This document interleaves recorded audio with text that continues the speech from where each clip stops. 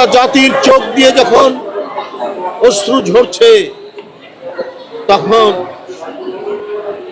আমরা আর কি বলবো? কেন এটি হয়েছে? কেন পরশুদিন সারা ঢাকা শহর মানুষের জনস্রোত জানাজায় আসার যে দৃশ্য আমরা দেখেছি, এটি তো অভূতপূর্ব। আল্লাহ তাকে মহিমান্বিত করেছেন, গৌরবান্বিত করেছেন।